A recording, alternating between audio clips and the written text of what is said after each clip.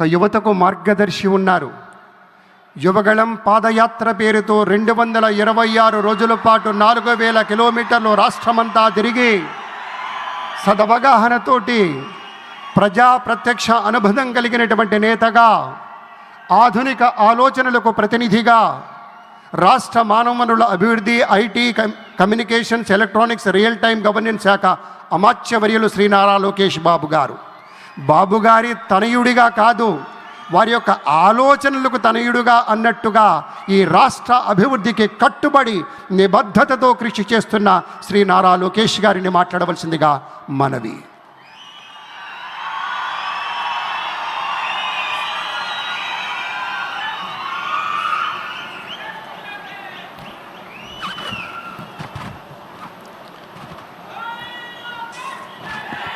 అమరావతి నమో నమః, అమరావతి నమో నమః, అమరావతి నమో నమః. వేదిక మీద ఉన్న ఆర్కిటెక్ట్ ఆఫ్ మోడర్న్ భారత్ గౌరవ ప్రధానమంత్రి నరేంద్ర మోడీ గారికి, మన పేదల నాయకుడు గౌరవ ముఖ్యమంత్రి చంద్రబాబు నాయుడు గారికి, నా అన్న గౌరవ ఉప ముఖ్యమంత్రి పవన్ అన్నకి, వేదిక పైన ఉన్న ఇతర గౌరవ పెద్దలకు, ప్రాణాలు సైతం లెక్క చేయకుండా అమరావతి కోసం పోరాడిన రైతులకు, ప్రజలకు నా హృదయపూర్వక నమస్కారాలు. ముందుగా పహల్గామ్ ఉగ్రవాద దాడిలో చనిపోయిన వారికి నేను నివాళులర్పిస్తున్నా. ఉగ్రవాదుల దాడిలో చనిపోయిన వారి కుటుంబానికి దేశం మొత్తం అండగా నిలబడుతుంది. పాకిస్తాన్ గీత దాటింది, అమాయకుల్ని చంపింది, చాలా పెద్ద తప్పు చేసింది. ఒక్క పాకిస్తాన్ కాదు, 100 పాకిస్తాన్లు వచ్చినా భారతదేశం నేలపై మొలిచిన గడ్డి కూడా పీకలేరు. 100 పాకిస్తాన్లకు సమాధానం చెప్పే ఒక్క మిసైల్ మన దగ్గర ఉంది. ఆ మిసైల్ ఏంటో తెలుసా? నమో గౌరవ ప్రధానమంత్రి నరేంద్ర మోడీ గారు. సింహం ముందల ఆటలు ఆడకూడదు, ఆడితే ఏమవుతుంది?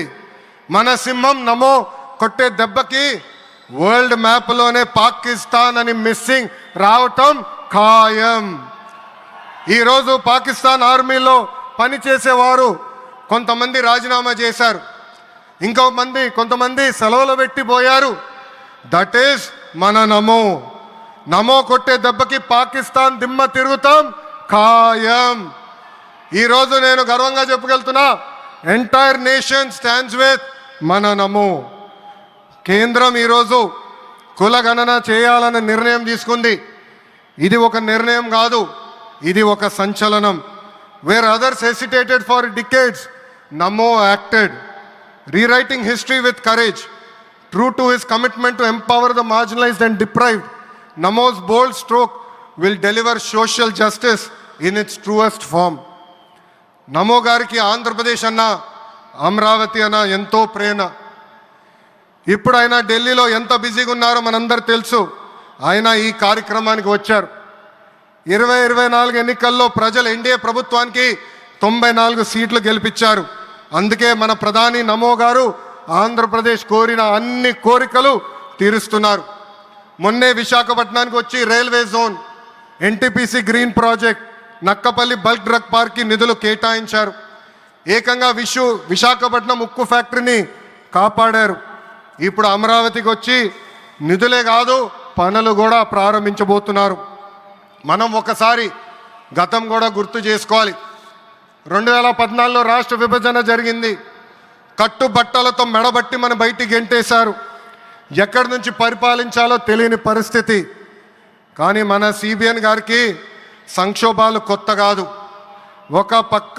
ఒక పక్కన సంక్షేమం, మరో పక్కన అభివృద్ధి చేసి చూపించారు. అందరి ఆమోదం తెలిపిన తర్వాతనే అమరావతి రాజధానిగా ప్రకటించారు. రైతులు చేసిన త్యాగం వల్ల ఈరోజు అమరావతి ఏర్పడింది. ఒకే రాజధాని, అభివృద్ధి వికేంద్రీకరణ అనే ఎజెండాతో మన ప్రభుత్వం ముందరికెళ్ళింది. రాయలసీమను ఎలక్ట్రానిక్స్, ఆటోమోటివ్, రెన్యూవబుల్ ఎనర్జీ హబ్గా తయారు చేశాం. గోదావరి జిల్లాలో ఆక్వాని పెద్ద ఎత్తున ప్రోత్సహించాం. ఉత్తరాంధ్రలో ఐటీ, ఫార్మా కంపెనీలు కూడా ఆనాడు మనం తీసుకొచ్చాం. కానీ 2019 నుంచి 24 వరకు విధ్వంస పాలన మనం చూసాం. మన సిబిఎన్పై ఉన్న వ్యక్తిగత కక్షతో అమరావతిని చంపేయాలని చూశారు. ఒక్క ఇటుక కూడా పెట్టకుండా 3 రాజధానులంటూ 5 సంవత్సరాలు గడిపేశారు. 8 ఏళ్ల పిల్లోడి దగ్గర నుంచి 80 సంవత్సరాల వృద్ధుడి వరకు జై అమరావతి అంటూ జెండా బతుకుని రోడ్డుపైకి వచ్చి ధర్నాలు చేస్తాం, పోరాటాలు చేస్తాం మనందరం చూసాం. జై అమరావతి అన్నందుకు రైతులకి సంఖ్యలు వేశారు. జై అమరావతి అన్నందుకు మహిళా రైతుల్ని పోలీస్ బూటులతో తన్నిచ్చారు. జై అమరావతి అన్నందుకు రైతుల్ని ఏకంగా పెయిడ్ ఆర్టిస్టులు అన్నారు. ఎన్ని అరాచకాలు చేసినా అమరావతి రైతులు తగ్గేదే లేదన్నారు. 1631 రోజుల పాటు అమరావతి ఉద్యమం కొనసాగింది. 2070 మంది రైతులు చనిపోయారు.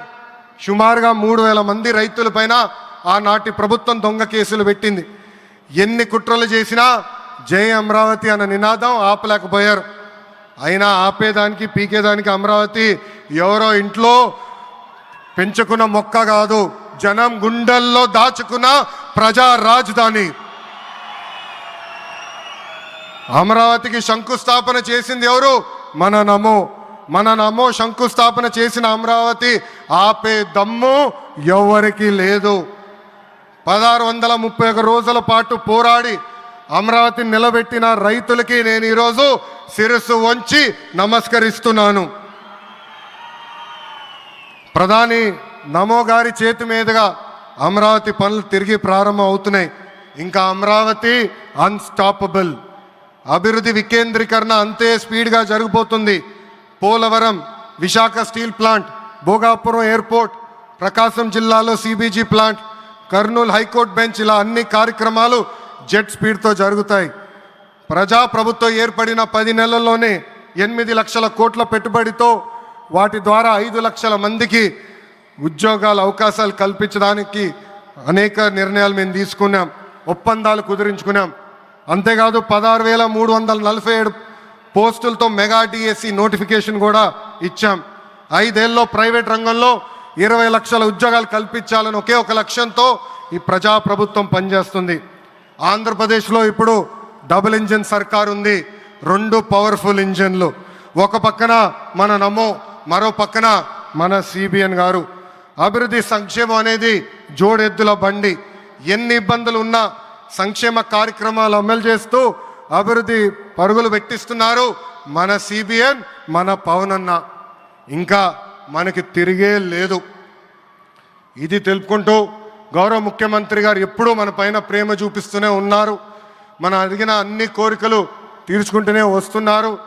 నాకు తెలిసినంతవరకు ఏ రాష్ట్రాన్ని కూడా గౌరవ ప్రధానమంత్రి గారు ఇన్నిసార్లు వెళ్ళింది లేదు. దానికి నేను హృదయపూర్వక ధన్యవాదాలు తెలుపుకుంటూ జై అమరావతి, జై అమరావతి, జై అమరావతి, జై ఆంధ్రప్రదేశ్, జై ఆంధ్రప్రదేశ్, జై ఆంధ్రప్రదేశ్. నరేంద్ర మోడీ గారి నాయకత్వం, నరేంద్ర మోడీ గారి నాయకత్వం, చంద్రబాబు నాయుడు గారి నాయకత్వం, పవన్ అన్న నాయకత్వం. జై హింద్. అద్భుతం. ఒక ఉత్తేజపూర్వకమైనటువంటి ప్రసంగాన్ని అందించారు శ్రీ లోకేష్ గారు. ధన్యవాదాలు. ఇక తదుపరి తెలుగువారి గుండెల్లో, ఆంధ్రుల హృదయాల్లో చిరస్థాయిగా నిలిచిపోయేటువంటి ఒక నాయకుడు, ప్రజల గొంతుక